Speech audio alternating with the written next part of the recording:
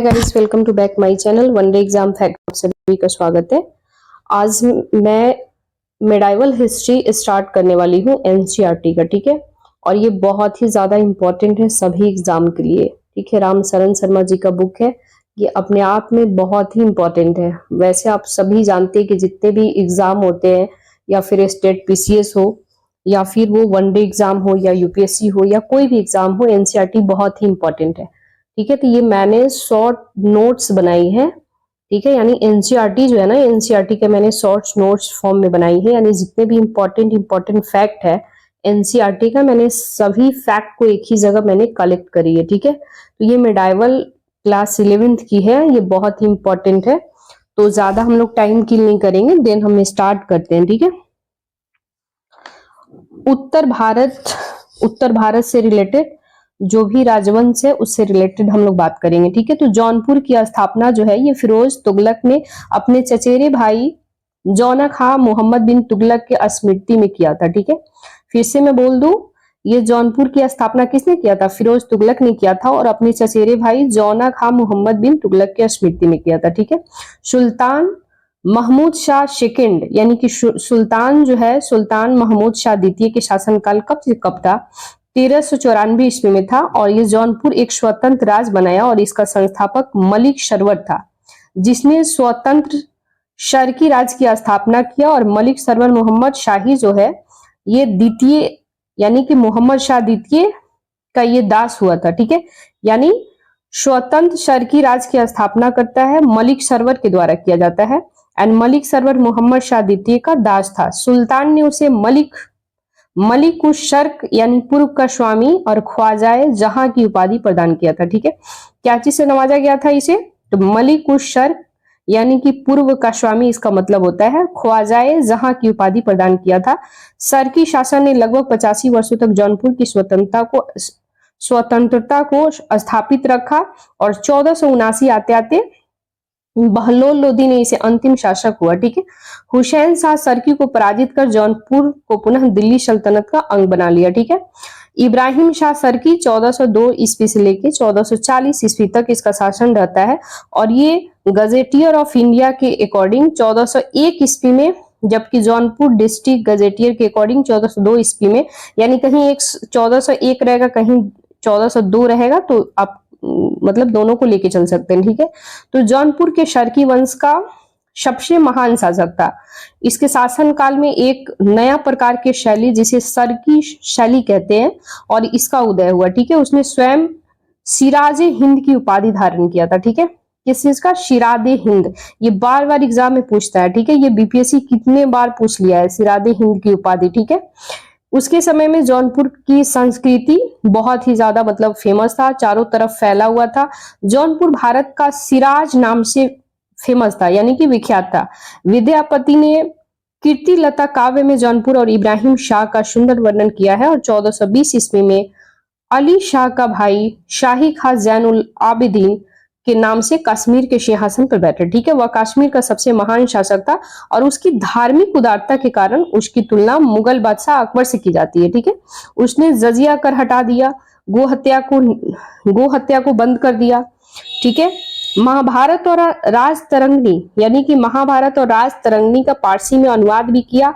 उलर झील में जैना लंका नामक द्वीप का निर्माण कराया। किस चीज का? उलर झील जो है कहाँ है? उलर झील आपको कश्मीर में मिल जाएगा वर्तमान में, ठीक है। जैना लंका नाम के द्वीप का एक निर्माण कराता है, और जैनुल आबिदीन ने ही इसे करवाया था। जैनुल आबिदीन 1420 से लेके 1470 ईस्वी तक धार्मिक सहिष्णुता, अच्छे कार्यों के कारण कश्मीर का अकबर कहा जाता है, ठीक है। 1407 ईस्वी में सुल्तान मुजफ्फर शाह जो होता है, इसका शासन काल होता है 1407 से स्टार्टिंग होता है। तो मुजफ्फर शाह के नाम से जफर खान ने स्वयं को गुजरात का सुल्तान घोषित किया, और इसे मालवा का जो शासक हुशंग शाह यानी कि मालवा का कौन शासक था? हुशंग शाह को पराजित कर देता है, और उसकी राजधानी धार पर अधिकार कर लेता है, ठीक है। बाद में उसने उस राजा का मतलब जो अधिकार किया था धार वगैरह, ये सारा वापस कर देता है, और 1458 ईस्वी में फतेह खान सिंहासन पर उसे बैठाता है, और उसने अबुल फतेह मोहम्मद का उपाधि धारण करता है, ठीक है। इतिहास में वह महमूद बेगड़ा के नाम से भी जाना जाता है। किस नाम से जाना जाता है? महमूद बेगड़ा, ठीक है। इसके नामों से ये बहुत ही इतिहास में फेमस है, ठीक है। इसकी जो प्रमुख विजय जो है चंपानेर है, गिरनार है, ये चंपानेर और गिरनार के ये किले हैं, ठीक है। दक्कन के अमीराने, दक्कन जो है दक्कन के अमीराने शदा का विद्रोह, इसका परिणाम स्वरूप जो होता है ये मोहम्मद बिन तुगलक के शासनकाल में अंतिम दिनों में बहमनी साम्राज्य की स्थापना होता है। जफर खां जो है ये हसन गुंग, मतलब जफर खां को हसन गुंग भी कहा जाता है, और 1347 से लेके 1358 ईस्वी तक, इस 1358 ईस्वी तक एक्चुअल क्या है कि ये एक सरदार मतलब बनता है, ठीक है। और अलाउद्दीन हसन बहमन शाह की उपाधि धारण करता है। 1347 की बातें करें तो सिंहासन रूढ़ होकर के बहमनी साम्राज्य का नींव डालता है, यानी कि उसकी स्थापना करता है, और उसमें गुलबर्गा को अपने नव स्थापित साम्राज्य का राजधानी बनाता है। किसको राजधानी बनाता है?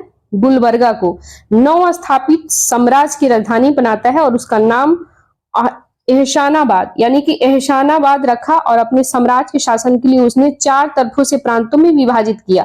कौन कौन सा था वो? गुलबर्गा था, दौलताबाद था, बराड़ था और बिदार था, ठीक है। बहमनी राज से स्वतंत्र राज कौन कौन थे उसके बारे में हम लोग बात कर लेते हैं। बराड़ जो है इसके संस्थापक फतेहुल्ला इमाद शाह था, ठीक है। इसकी किस वंश के राजवंश थे ये? इमाद शाही वंश का, ठीक है। बीजापुर की बात करें तो बीजापुर यूसुफ आदिल शाह इसके संस्थापक है, और आदिल शाही वंश का ये था। अहमदनगर जो है मलिक अहमद ने इसका संस्थापक है, यानी कि अहमदनगर को किसने बसाया था? मलिक अहमद ने। और इसका राजवंश कौन सा राजवंश से आता था? तो निजाम शाही वंश से आता है, ठीक है। गोलकुंडा जो है ये कुली कुतुब शाह इसका संस्थापक था, और कुतुब शाही वंश के ये था। बीदर जो है ये अमीर अली बीदर इसका संस्थापक था, और ये बरीद शाही वंश का था, ठीक है। तो बीजापुर की अगर हम बात करें तो बीजापुर का शासक इब्राहिम आदिल शाह द्वितीय एक महान और विद्या के प्रेमी था, विद्या का संरक्षण भी था, ठीक है। उसकी प्रजा उसके उदार दृष्टिकोण के कारण उसे जगत गुरु की उपाधि से, यानी उसे उसके प्रजा जो होते थे वो उसे जगत गुरु की उपाधि मतलब दिए थे, यानी उसे जगत गुरु कहा करते थे, ठीक है। गरीबों की सहायता करने के कारण उसे अबला बाबा कहा जाता था, यानी गरीबों को वो बहुत ही ज्यादा हेल्प वगैरह करता था, ठीक है। निर्धनों का मित्र भी कहा जाता है। इब्राहिम आदिल शाह द्वितीय हिंदी संगीत संग्रह किताबे नौरस का रचना करता है, और उसी के काल में फरिश्ता ने तारीखे फरिश्ता नाम से प्रसिद्ध एक पुस्तक, यानी कि ऐतिहासिक ग्रंथ में इसका पुस्तक फेमस होता है, ठीक है। इसके बाद ये इब्राहिम ने नौरसपुर नगर की स्थापना करता है, ठीक है। यानी कि इब्राहिम जो है वो नौरसपुर नगर का स्थापना करता है और अपनी राजधानी बनाता है, ठीक है। बीजापुर के मोहम्मद आदिल शाह का मकबरा कहाँ है? गोल गुम्बद के नाम से विख्यात है, ठीक है। यानी बीजापुर के मोहम्मद आदिल शाह का मकबरा जो है ये गोल गुम्बद के नाम से विख्यात है, और यह भारत के विशालतम ऐतिहासिक भवनों में शामिल है। विश्व के विशालतम गुम्बदों में से एक है। गुजरी महल राजा मानसिंह तोमर ने 1510 ईस्वी में बनवाया था। कब बनवाया था? गुजरी महल राजा मानसिंह तोमर ने 1510 ईस्वी में बनवाया था। और वर्तमान की बातें करें तो वर्तमान में गुजरी महल का संग्रहालय में यह स्थापित है, ठीक है। तो गाइस ये एनसीईआरटी का बहुत ही इंपॉर्टेंट फैक्ट है, ये आप सभी ध्यान से इसे सुनिएगा एंड 2-3 बार एटलीस्ट रिवीजन कर लीजिएगा ना, कंठस्थ याद हो जाएगा। यानी ये समझ लीजिए एक बुक का पूरा निचोड़ है, ठीक है। आप ऐसे बुक पढ़ेंगे 5-6 टाइम पढ़ने के बाद आपसे वो भी कलेक्ट अच्छे से हो पाए नहीं हो पाए, बहुत बारी बहुत सारी चीजें छूट जाती है, लेकिन मैंने इसे बहुत अच्छी तरह से पढ़ करके देन मैंने इसका नोट्स बनाई है, देन मैं आप सभी को प्रोवाइड कर रही हूँ, ओके। अभी हम लोग बात करेंगे भक्ति और सूफी आंदोलन से रिलेटेड। तो भक्ति और सूफी आंदोलन का उदय जो होता है ये सबसे पहले द्रविड़ देश में हुआ था, और वहां से उसका प्रचार उत्तर में किया गया, ठीक है। भगवत पुराण में कहा गया है कि भक्ति द्रविड़ ने देश में जन्मी, कर्नाटक में विकसित हुआ, और कुछ काल तक महाराष्ट्र में रहने के बाद गुजरात में पहुंचा, ठीक है। और भक्ति आंदोलन का सूत्रपात दक्षिण में 8वीं सदी में माना जाता है, और इसके दार्शनिक शंकराचार्य के उदय के साथ साथ विशुद्ध अद्वैत का प्रचार किया गया, ठीक है। भक्ति आंदोलन को दक्षिण के वैष्णव अलवार संतों और शैव नायर संतों ने इसका प्रसारित किया था, ठीक है, यानी कि इसे फैलाया था। भक्ति आंदोलन का पुनर्जन्म 15वीं 16वीं शताब्दी में होता है और जब इसके नेतृत्व में बागडोर कबीर जी, नानक जी, तुलसी जी, सूर और मीराबाई ने संभाली थी, ठीक है। मध्यकालीन यानी कि मेडाइवल की बातें करें तो मध्यकालीन समय में भारत में सूफियों का उद्भव के समाज में समरसता फैलाने में मदद मिला और ये सूफी ध्यान साधना कठोर यानी बहुत ही ज्यादा कठोर श्वास नियम जैसे कि बहुत ही ज्यादा कठोर नियम वगैरह बनाए, जैसे यौगिक क्रियाओं को मतलब जैसे प्रयोग किया जाता है। एकांत में कठोर यौगिक व्यायाम वगैरह करते थे, ठीक है। समाज में एकता और सौहार्द फैलाने का ये श्रोता थे। आध्यात्मिक हर्षोन्माद उत्पन्न हुआ। गीत संगीत का सहारा लिया इन्होंने। और कामरूप जो असम राज्य में स्थित है, ठीक है, कामरूप कहाँ है, ये असम में स्थित है। वैष्णव धर्म को लोकप्रिय बनाने का कार्य किसने किया था, शंकरदेव ने किया था। और एकेश्वरवाद जो होता है अनेक धर्म का मूल उद्देश्य था। वे विष्णु या उनके अवतार कृष्ण को अपना अभिष्ट मानते थे। उन्होंने एक शरण संप्रदाय की स्थापना किए थे और कर्मकांड मूर्ति पूजा दोनों का विरोधी थे ये, ठीक है, यानी कर्मकांड मूर्ति पूजा का ये लोग विरोध करते थे, यानी कि बहुत ही ज्यादा विरोध करते थे, ठीक है, यानी कर्मकांड मूर्ति पूजा वगैरह का, ठीक है। असम के चैतन्य के रूप में ये प्रसिद्ध थे। श्री वल्लभाचार्य की बातें करें तो श्री वल्लभाचार्य सोमयाजी कुल के तेलुगु ब्राह्मण श्री लक्ष्मण भट्ट के पुत्र थे, ठीक है। परंपरा अनुसार उन्होंने इंद्र संप्रदाय के प्रवर्तक विष्णु स्वामी के मत का अनुसार और विकास करने का शुद्धैत मत, शुद्ध अद्वैतवाद, पुष्टि मार्ग, प्रतिष्ठा, ये अग्नि के अवतार माने जाते थे, ठीक है।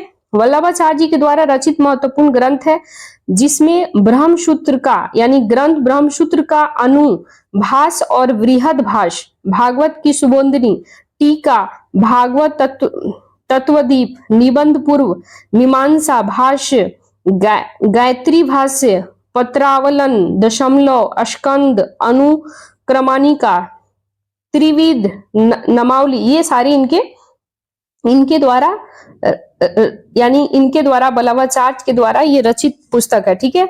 दैतवाद के प्रवर्तक माधवाचार्य है। फिर से मैं रिपीट करूं, दैतवाद जो है, दैतवाद के प्रवर्तक कौन है, माधवाचार्य है। और विशिष्ट दैतवाद के रामानुजाचार्य और दैतवाद के प्रवर्तक निम्बार्काचार्य।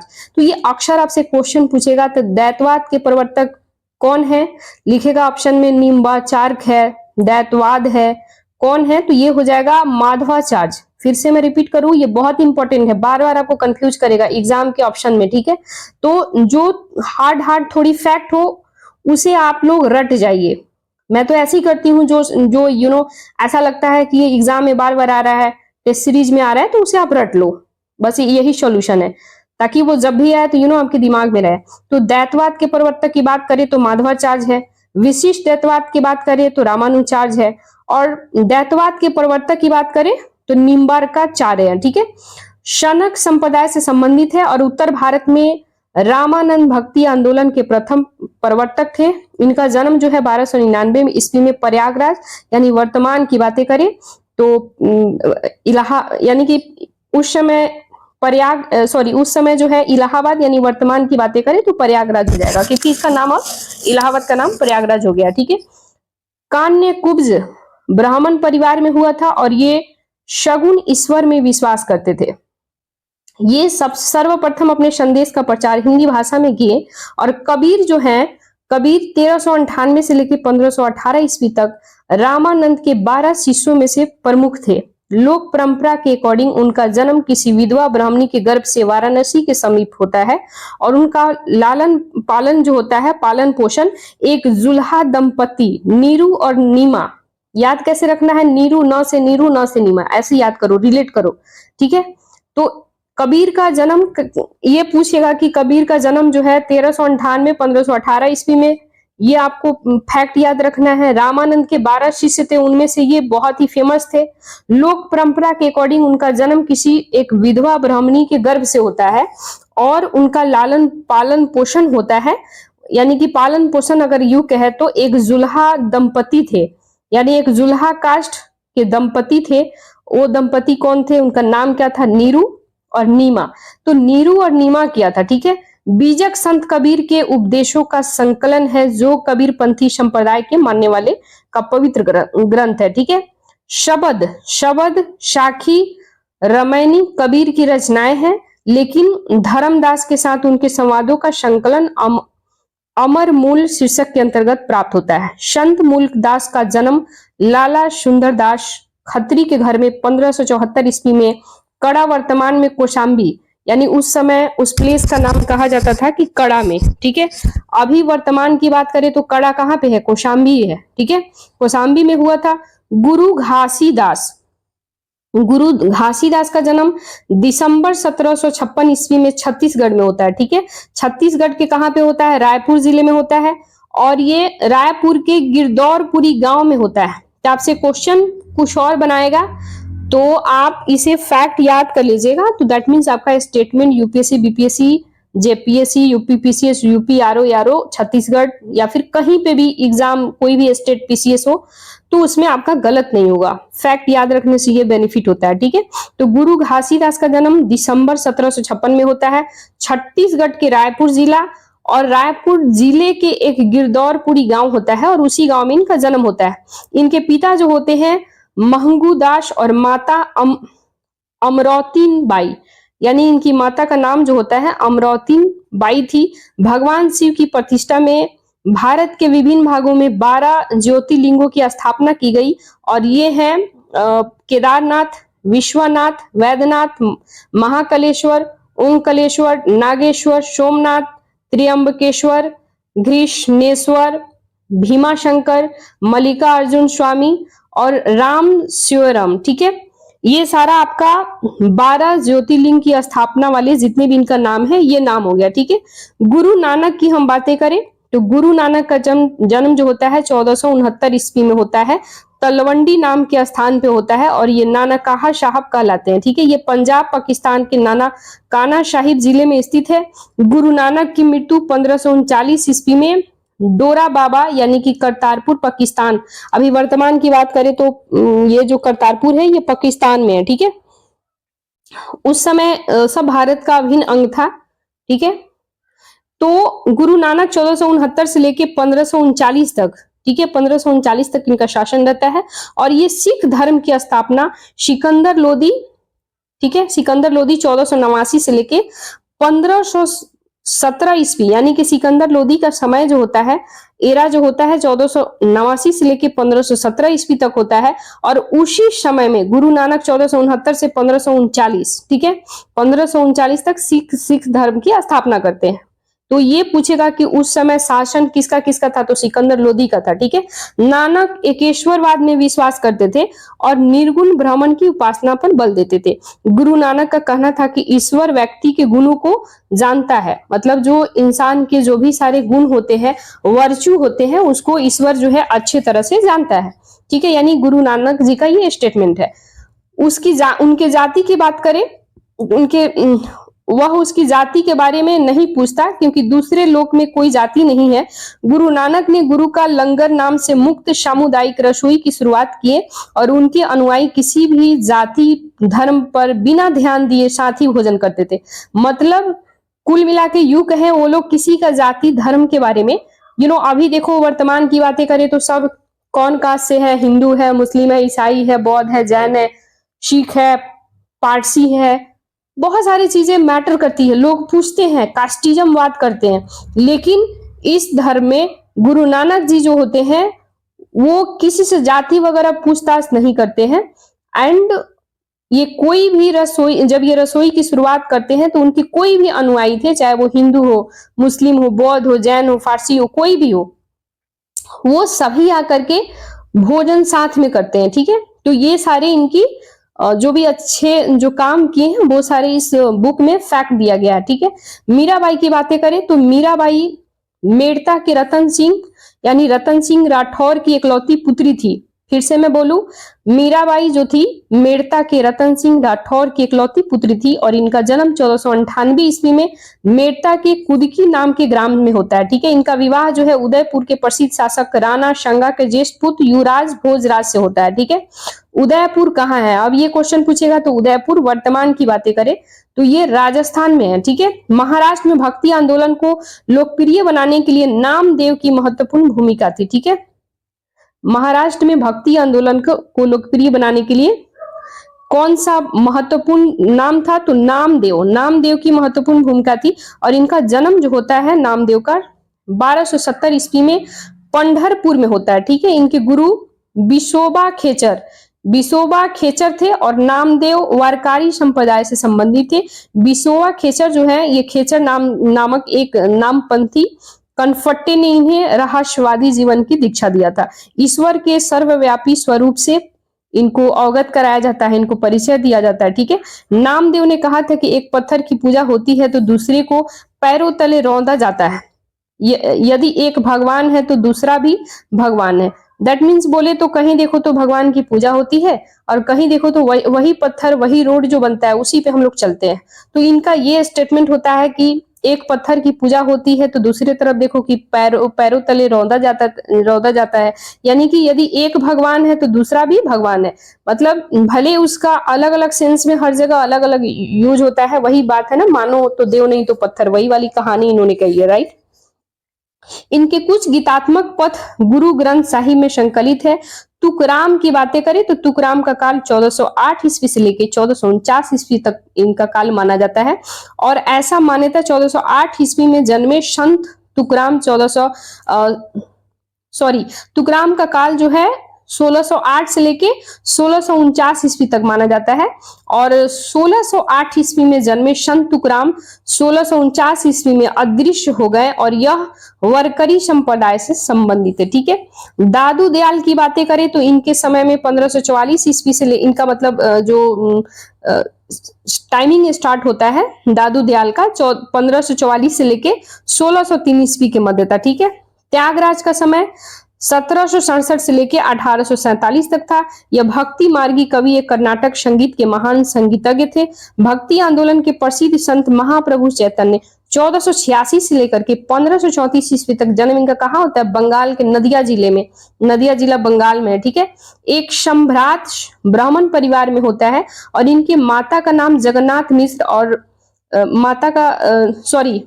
इनके जो माता होती है, माता का नाम होता है सची देवी और पिता का नाम जगन्नाथ मिश्र होता है। ठीक है, चैतन्य के बचपन का नाम क्या होता है? निमाई था। चैतन्य ने कृष्ण को अपना आराध्य बनाया और उन्हीं को भक्ति करते थे, उन्हीं का पूजा करते थे। ठीक है, अगर हम बातें करें कवि गोस्वामी, ये बहुत ही ज्यादा फेमस है। तुलसीदास, ठीक है, सुप्रसिद्ध भक्त संत है ये गोस्वामी। ये तुलसीदास अकबर और जहांगीर के समकालीन थे।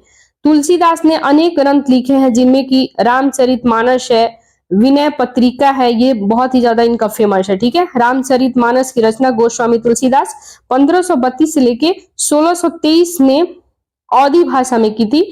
और सूफी मत का जन्म भले ही विदेशी धरती पर हुआ हो लेकिन उसका पोषक तत्व भारतीय वेदांतवाद है। ठीक है, सूफी प्रेम काव्य कोमल हृदय की सुंदर और सरस अभिव्यक्ति है। कुछ विद्वानों के अकॉर्डिंग बातें करें तो सूफी मत 4 दार्शनिक प्रभाव है, वो उस प्रभाव के बारे में हम लोग चर्चा कर लेते हैं। कौन कौन सा है? आर्यों का अद्वैतवाद, विशिष्टाद्वैतवाद, 9 अफलातूनी मत, विचार स्वतंत्र और इस्लाम की गुहा विद्या। ठीक है, ये सारी चीजें दिया गया है। चिकित्सा सूफी मत की स्थापना अफगानिस्तान के चिश्त में अबू इसहाक शिमी चिश्ती, फिर से मैं बोलूं, चिश्ती सूफी मत की स्थापना किसने करता है? अफगानिस्तान के ये रहने वाले हैं, चिश्त में अबू इसहाक शमी चिश्ती और उनके शिष्य ख्वाजा अबू अहमद अब्दाल ने की थी। ठीक है, भारत में सर्वप्रथम इसका प्रचार जो है ख्वाजा मोइनुद्दीन चिश्ती के द्वारा किया जाता है। और 12वीं शताब्दी में मोहम्मद गोरी की सेना जो होता है, मोहम्मद गोरी की सेना के साथ भारत आए थे। उन्होंने अजमेर, यानी अजमेर का है राजस्थान में है, अपना निवास स्थान बनाया। और 1236 से लेकर के उनकी मृत्यु जब हो जाती है 1236 ईस्वी में, तो कुतुबुद्दीन बख्तियार काकी इनके प्रमुख शिष्य बनते हैं। कौन इनका नाम होता है? कुतुबुद्दीन बख्तियार काकी ये इनके शिष्य होते हैं। और निशापुर के हारून में ख्वाजा मोइनुद्दीन चिश्ती, ख्वाजा उस्मान चिश्ती हारूनी के शिष्य बने, ठीक है, शिष्य बने। शेख फरुद्दीन गंजे शकर, फिर से मैं नाम ले लूं, शेख फरुद्दीन गंजे शकर, ये चिश्ती सिलसिले के सूफी संत थे जो बाबा फरीद के नाम से प्रसिद्ध थे, ठीक है। इनके प्रयत्न से यानी कि चिश्ती सिलसिले को लोकप्रियता मिली और सबसे महत्वपूर्ण योगदान रचना है जो गुरु ग्रंथी साहिब में संकलित है। ये बलबन के दामाद थे। शेख निजामुद्दीन औलिया के आध्यात्मिक गुरु हजरत बाबा फरीदुद्दीन मसूद गंज शकर, ठीक है।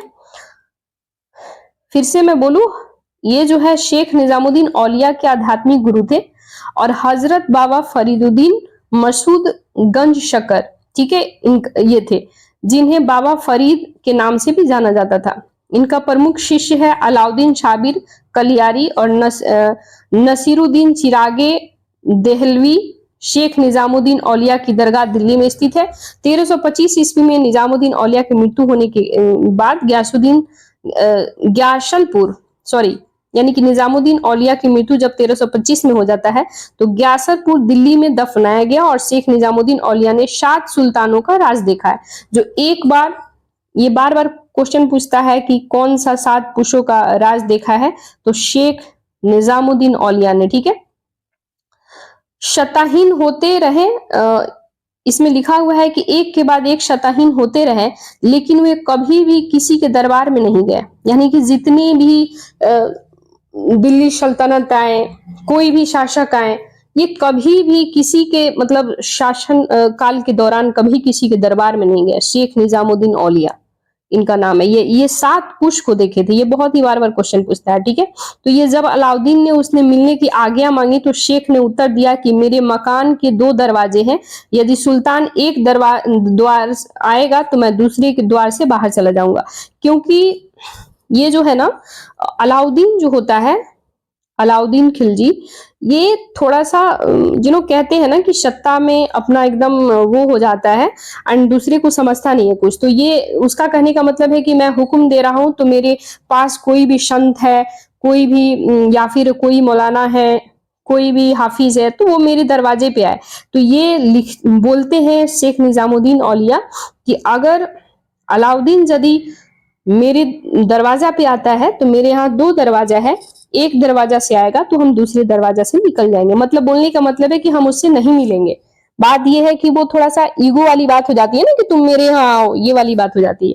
तो वही बोलते हैं कि हम नहीं मिलेंगे, ठीक है।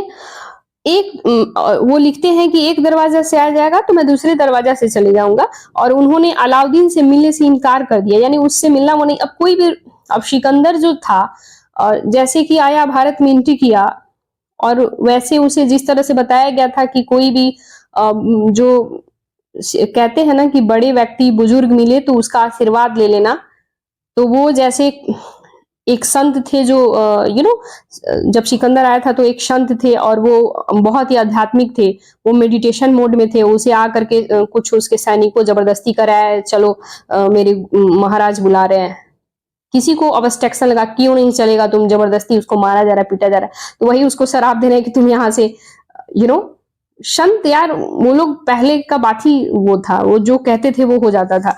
तो वही चीज है कि वो भारत को जीता भी नहीं और उसे यहाँ से यही इसका तबीयत खराब हो गया, जाते जाते यूनान जाते जाते उसका पहले ही डेथ हो गया। तो वही चीज है कि कहा जाता है ना कि किसी भी बड़े लोगों का रिस्पेक्ट कीजिए, ना कि आर्गुमेंट कीजिए उनसे, ऐसे वैसे बात कीजिए। तो वही चीज है कि अलाउद्दीन जो था वो अपने आप में गुरूर में बोलता है कि आप शेख निजामुद्दीन औलिया को कि आप मेरे यहाँ मतलब यूं आइए, जबरदस्ती बुलाया जा रहा है। तो इसलिए वो बोलते हैं कि अगर वो अलाउद्दीन अगर एक दरवाजा से आएगा तो हम दूसरे दरवाजा से निकल जाएंगे, ऐसा, और उनसे मिलने से मना करता है, ठीक है। तो हम बातें करते हैं महबूबे इलाही और सुल्तानुल औलिया। महबूबे इलाही और सुल्तान औलिया का राजा के नाम से प्रसिद्ध है, ठीक है। अलाउद्दीन से मिलने से इनकार कर दिए।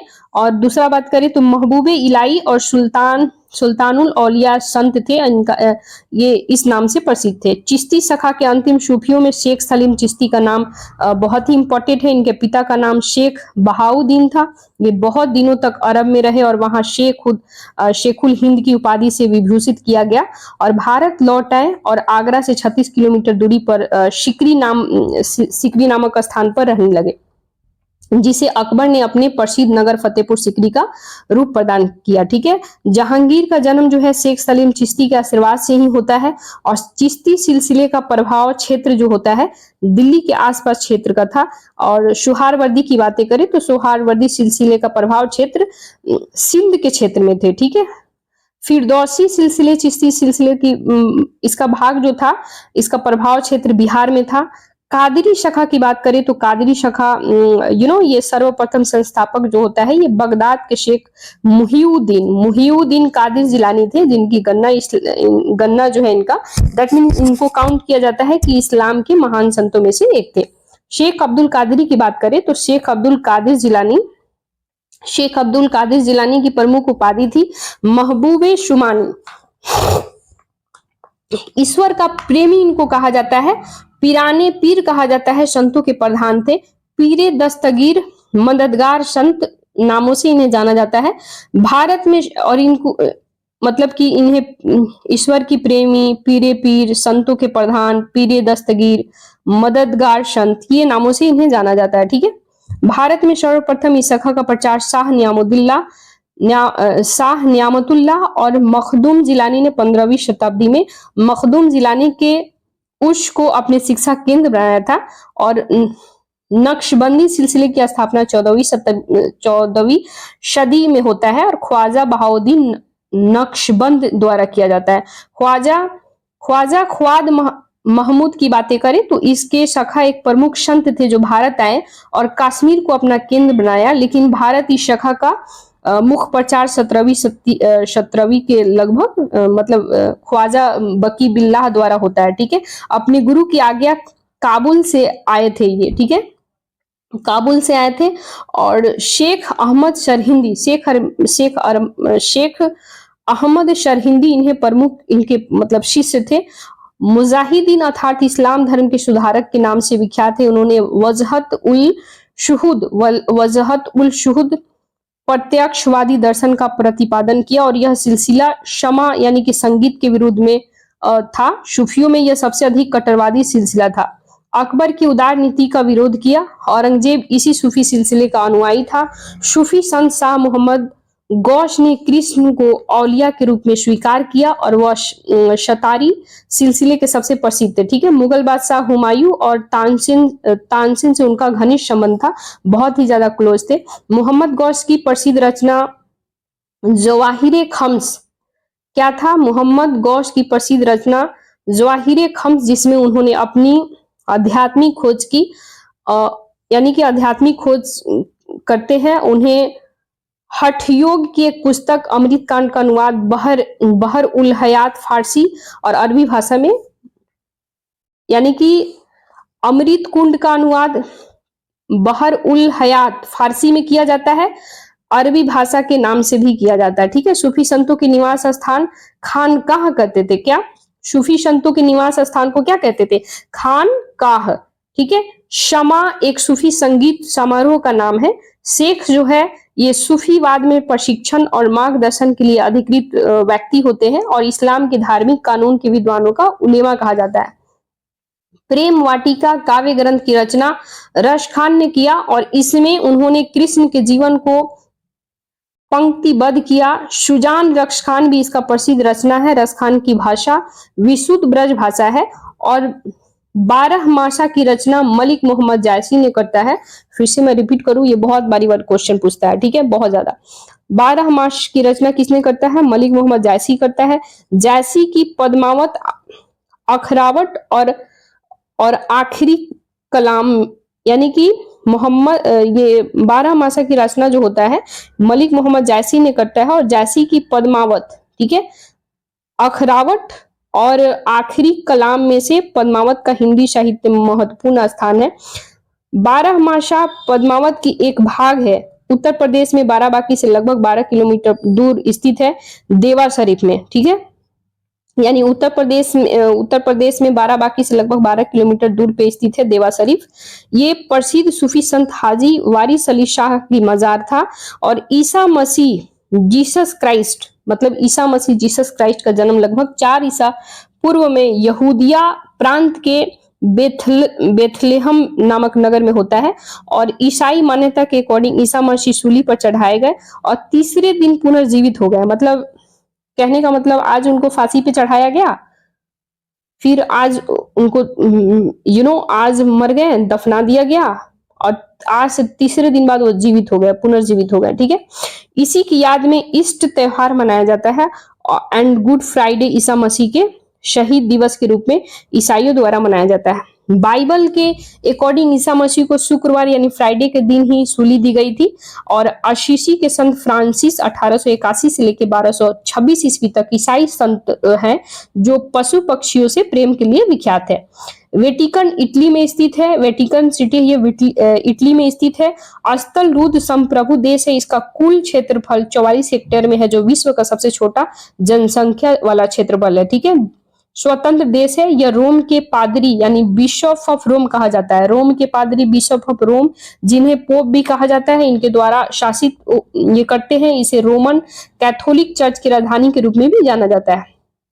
मदीना की बात करें, मदीना जो है पश्चिमी सऊदी अरब के हेजाज क्षेत्र में हेजाज में स्थित है और यह मक्का के बाद इस्लाम धर्म का दूसरा पवित्र स्थल माना जाता है। तो गाइज ये रहा आपका फैक्ट, ये बहुत ही इंपॉर्टेंट है, सभी एग्जाम के लिए बहुत ही ज्यादा इंपॉर्टेंट है, ठीक है। कोई भी एग्जाम हो सभी के लिए बहुत ही इंपॉर्टेंट है। थोड़ा हम लोग बाबर के बारे में चर्चा कर लेते हैं, ठीक है। 1 सेकेंड गाइज, थोड़ी मैं पानी पी लूं।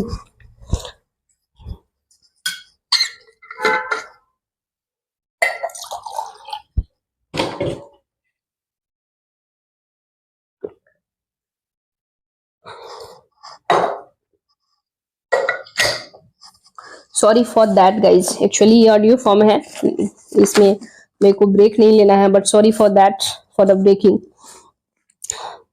मुगल वंश के बाबर से रिलेटेड हम लोग कुछ फैक्ट देखेंगे। ये बाबर अपने आप में इंपॉर्टेंट है, बहुत ही क्वेश्चन में इससे डायरेक्ट फैक्ट पूछे जाते हैं, ठीक है। मुगल जो होता है, मुगल वंश यानी बाबर, मुगल शासक वास्तव में तुर्की की चगताई नाम से शाखा थे, ठीक है। यानी मुगल शासक तुर्कों की चगताई नाम से इसका शाखा होता है। इस शाखा का नाम प्रसिद्ध मंगोल नेता चंगेज खां के द्वितीय पुत्र के नाम पर पड़ा था, ठीक है। यानी चंगेज खां के दूसरा जो पुत्र था उसके नाम पर पड़ा था, ठीक है। जिसके अधिकार के मध्य बात करें मध्य एशिया तुर्कों का देश तुर्किस्तान से बाबर का पूरा नाम जहीरुद्दीन मोहम्मद बाबर था। इसका पूरा नाम क्या होता, यानी कि बाबर का पूरा नाम क्या होता है, जहीरुद्दीन मोहम्मद बाबर था। इसका जन्म 14 फरवरी 1483 ईस्वी को फरगना में उमर शेख मिर्जा और कुतलुग निगार खानम के घर में होता है। आपको याद कैसे करना है इसका, डेट ऑफ बर्थ कितने तारीख को हुआ था, कब हुआ था। देखो गाइस, कुछ चीजें है ना आप अपने डेली लाइफ के जो यूजेज वाले डेट आते हैं उसमें याद कर सकते हो। मैंने तो ऐसी याद करी है, देखो 14 फरवरी को वैलेंटाइन डे आता है, ठीक है। तो ऐसे याद करो कि बाबर का जो जन्म होता है वैलेंटाइन डे मनाने आया था, ऐसे याद करो। हालांकि देखा जाए तो 14 फरवरी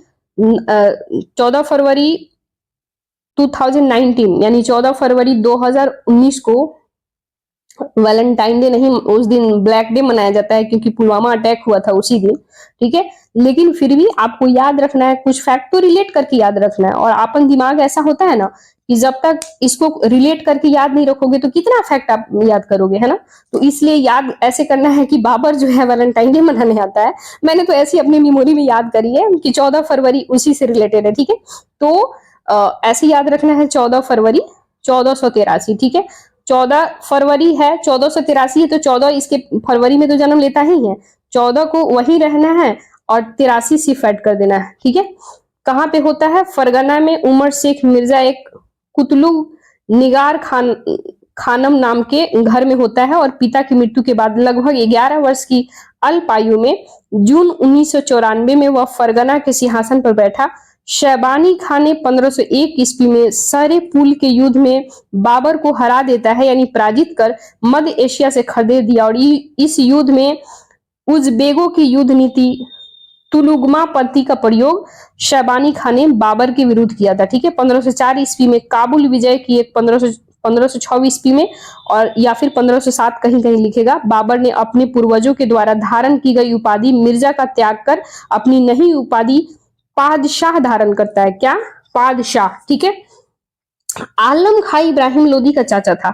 आलम खां जो था वो कौन था? इब्राहिम लोदी का चाचा था। और उसने दिल्ली के राज सिंहासन पर अपना अधिकार जताते हुए बाबर को भारत पर आक्रमण करने के लिए आमंत्रित करता है। यानी लोग कहता है ना कि मुस्लिम धर्म ने ये किया वो किया, आप समझ लो कि इसे तो दिल्ली के राज सिंहासन जो होता है वो उत्तराधिकारी ये खुद इसे इनवाइट करते हैं। ठीक है, यानी आलम खां जो था ये इब्राहिम लोदी के चाचा था और उसने दिल्ली के राज सिंहासन पर अपना अधिकार के लिए बुलाता है। ठीक है, और बाबर को भारत आक्रमण के लिए आमंत्रित किया गया। और 1524 ईस्वी में बाबर के चौथी बार भारत अभियान के दौरान दिल्ली के जो सुल्तान होते हैं इब्राहिम लोदी, पंजाब के गवर्नर दौलत खां के मध्य कूट संबंध हो गया और सुल्तान इब्राहिम लोदी के दौलत खां को राजधानी आने का आदेश दे देता है, जिसका दौलत खां ने इसका उल्लंघन किया। और दौलत खां ने अपने पुत्र दिलवार खां को बाबर के पास इस संदेह के साथ भेजा कि वह सुल्तान इब्राहिम लोदी को दिल्ली के सिंहासन से हटा दे। लेकिन उसके बाद क्या होता है कि उसके चाचा आलम खां जो होता है पदस्थ करने की सहायता किया। और बाबर जो है, बाबर के लिए स्वर्णिम अवसर था। ठीक है, क्योंकि उसे मेवाड़ के राजा राणा संगा का भी निमंत्रण प्राप्त हो चुका था। ठीक है, यानी कि बाबर जो था ना, ये बाबर के लिए स्वर्णिम अवसर था, क्योंकि मेवाड़ के जो राजा थे राणा संगा, वहां से भी निमंत्रण मिल जाता है और दिल्ली से भी इनका आलम खां जो इब्राहिम लोदी के चाचा थे वो वहां से भी इनविटेशन मिल जाता है आक्रमण करने के लिए। ठीक है, तो बाबर को यह विश्वास हो गया कि भारत विजय का अवसर आ गया है। इसके बाद पानीपत का युद्ध होता है। प्रथम युद्ध कब होता है? 21 अप्रैल 1526 को। ठीक है, 1526 को बाबर और इब्राहिम लोदी के बीच युद्ध होता है। बाबर के पास विशिष्ट सुविधाएं होती है। उसके तोपखाने ने इस युद्ध के आश्चर्यजनक, मतलब युद्ध में अपना तोपखाना का यूज करता है। लोग आश्चर्य हो गया कि कभी ऐसा भारत में पहले होता नहीं था और एकाएक ये जो है तोपखाना वगैरह यूज करने लगा। तो इसने तोपखाने के युद्ध के कारण इब्राहिम लोदी की सेना संख्या से अधिक होते हुए भी पराजित हो गई। यानी इब्राहिम लोदी की सेना बहुत ज्यादा थी, बाबर की बहुत कम थी। लेकिन बात था कि वो उस समय में, अभी की बातें नहीं, उस समय में वो आधुनिक यूं कहे तो तोपखाना था। अभी आप मान लो कि कोई सेना है और किसी, सपोज करो कि अभी वर्तमान में अभी युद्ध चल रहा है ना इजराइल का और ईरान का, अभी तो अभी हम लोग ये बोल सकते हैं ना कि आधुनिक समय में दोनों डेवलप है, दोनों के पास अच्छे अच्छे चीजें हैं युद्ध के लिए। लेकिन आप एक तरफ से इमेजिन करो कि वर्तमान में ईरान के पास सिर्फ सैनिक हो, इजराइल के पास एक से एक मतलब आर्म्स हो, वो भी मतलब मॉडर्न टाइप का, तो वो आसानी से मार सकता है कि नहीं मार सकता? आसानी से मार देगा। तो सेम कहानी आप यहाँ पे सोचो कि बाबर जो होता है इसके पास तोफखाना वगैरह था, आधुनिक हथियार था। ठीक है, उस समय के आधुनिक, ठीक है, अभी की बातें नहीं कर रही हूँ। और इब्राहिम लोदी के पास इतना ज्यादा संख्या में सेना होने के बावजूद भी ये हार जाते हैं। ठीक है, इसके बावजूद भी ये इब्राहिम लोदी से इसके जब युद्ध क्षेत्र होता है उसमें हार जाते हैं और दिल्ली और आगरा पर बाबर का अधिकार हो जाता है। 27 अप्रैल 1526 को बाबर ने अपने आप को बादशाह घोषित करता है। अब बताइए, जहां पे वो पहले वो हार जाता था, है ना, पहले जब फरगना के सिंहासन पर बैठा, इसके बाद जब युद्ध हुआ था तो वो शैबानी खां से 1501 ईस्वी में वो युद्ध में बाबर को हरा दिया। ठीक है, यानी बाबर हार जाता है। वही अपने इंडिया में जैसे आता है तो ये इसको इब्राहिम लोदी को हरा देता है, तो ये तो सीधी सी बात है कि खुश होगा, है ना। तो बाबर ने अपने आप को बादशाह घोषित कर भारत में मुगल साम्राज्य का नींव डालता है। बाबर ने तुलुगमा युद्ध नीति का प्रयोग पानीपत के प्रथम युद्ध में किया था और इस युद्ध में बाबर की सफलता के सबसे प्रमुख कारण था कि विशाल तोपखाना था जिसका नेतृत्व उस्ताद अली कुली नाम व्यक्ति कर रहा था और बंदूक बंदूकचियों का नेतृत्व मुस्तफा कर रहा था, ठीक है।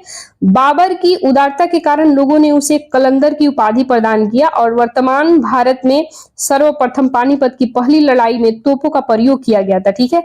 बाबर ने खानवा के युद्ध में जिहाद की घोषणा की और खानवा का युद्ध 14 मार्च 1527 को बाबर और राणा संगा के बीच होता है। इस युद्ध में राणा संगा पराजित हुआ और इसी युद्ध में विजय श्री मिलने के उपरांत बाबर ने गाजी काफिरों का मारने वाला उपाधि धारण किया। 1528 की बातें करें, 1528 ईस्वी में बाबर ने चंदेरी के किले पर अधिकार कर लेता है और युद्ध में मेदिनी राय को हरा देता है, यानी मार देता है। घाघरा का युद्ध 1529 ईस्वी में बाबर और महमूद लोदी के बीच होता है और इस युद्ध में बाबर विजय होता है, यानी कि जीत जाता है और बाबर का यह अंतिम युद्ध था, ठीक है।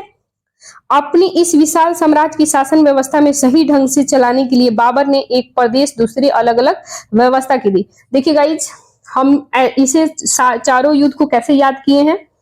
1526 है ना, 1526, ठीक है।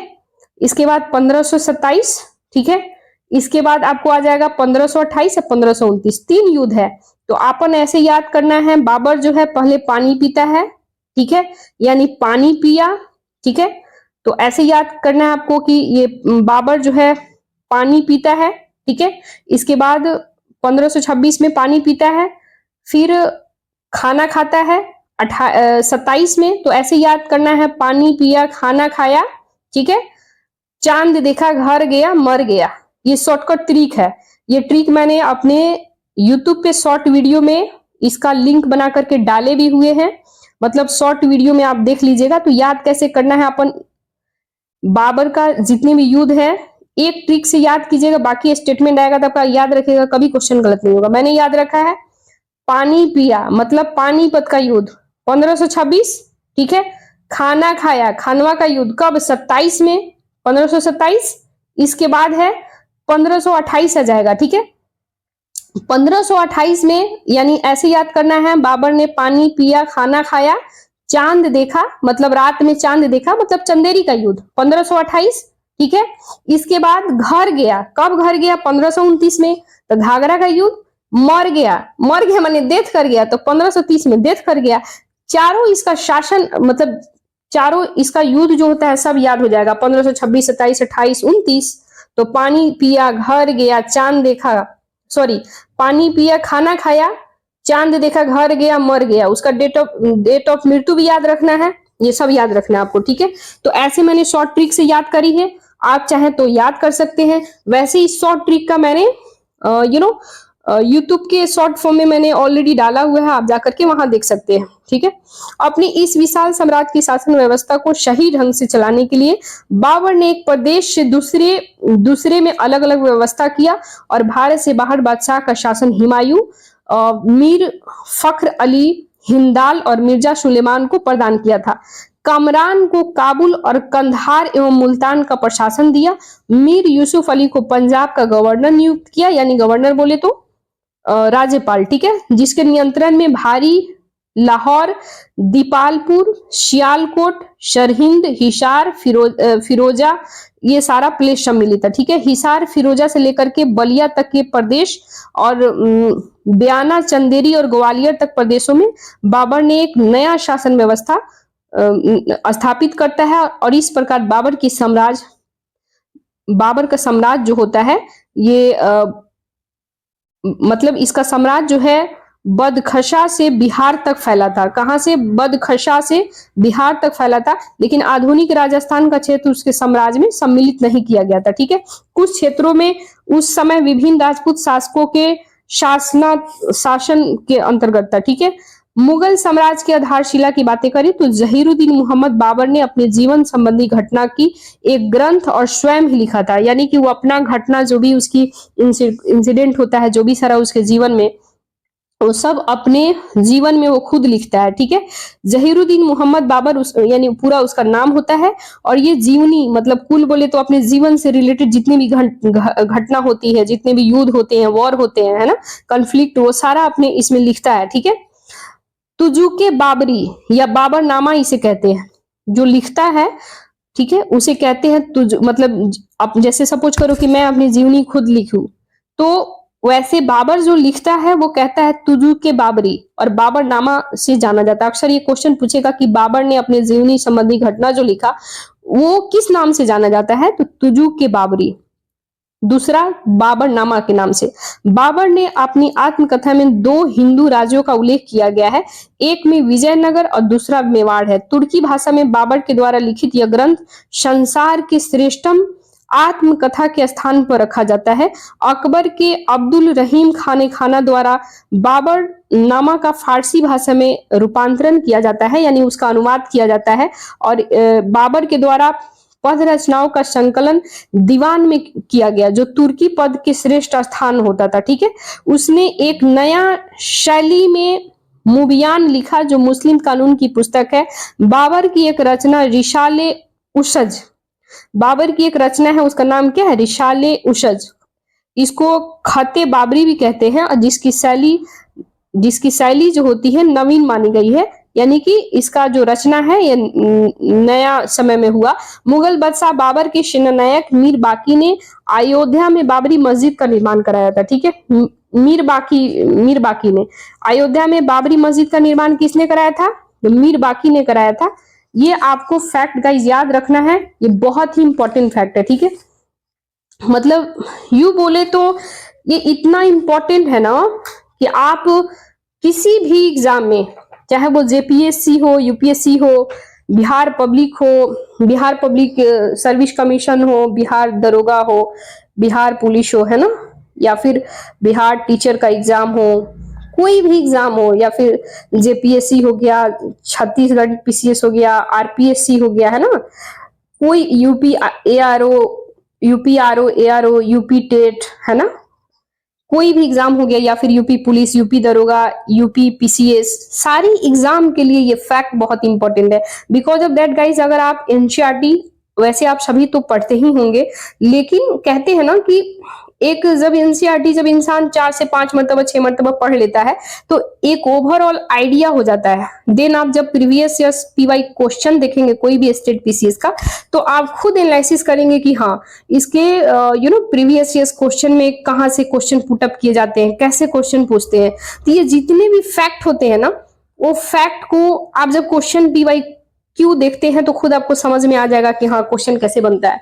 तो ये जितने फैक्ट है, फैक्ट याद रखने से यही बेनिफिट है कि आपका स्टेटमेंट जो भी एग्जामिनर बनाएंगे वो गलत होने की संभावना कम रहेगी। बिकॉज ऑफ दैट आप 2-4 टाइम 5 टाइम रिवीजन करके जाएंगे तो बहुत ही बेनिफिट होगी। तो मेरे बनाने का मतलब ही यही है, कम समय में जब आपका एग्जाम का समय रहे, या फिर आप मान लो कि कभी पढ़ने में मन नहीं लग रहा है तो ऑडियो फॉर्म में सुन लो।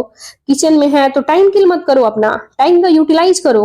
सपोज करो कि कहीं गए, वॉकिंग करने गए, या फिर कोई काम कर रहे हैं, मार्केट गए, कहीं पे गए, ट्रैवलिंग कर रहे हैं, आप सभी से सुनते रहिए। ठीक है, उससे क्या होगा ना कि कहते हैं ना कोई भी चीज 2 से 3 बार 4 बार अगर आप सुनोगे तो कंठस्थ आपको याद हो जाएगा। ठीक है, तो गाइज आज ये मैंने मेडाइवल हिस्ट्री में जो भी इंपॉर्टेंट था मैंने सब कंप्लीट कराई, थोड़ी बहुत और बाकी है।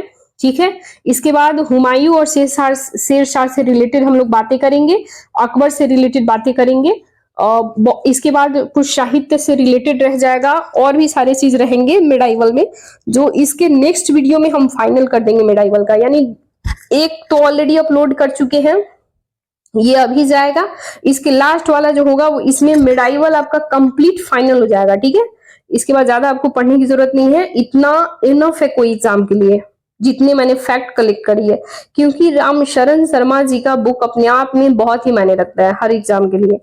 तो गाइज हम ज्यादा टाइम किल नहीं करेंगे, जब तक के लिए जय हिंद जय भारत। आप लोग मन लगा के पढ़ते रहिए।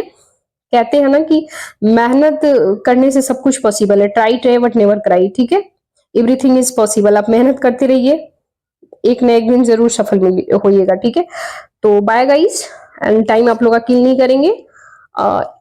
एक चीज और मैं कहना चाहूंगी, सपोज करो कि कोई वर्ड मेरे को बोलने में ना थोड़ा तुतला टाइप का ऐसा हो जाता है कभी कभी, ऐसा तो रेयर में होता है, तो उसके लिए sorry for that again. Okay, क्योंकि वो मैं इंसान ही हूँ, तो ह्यूमन एरर तो होना लाजिमी है, राइट।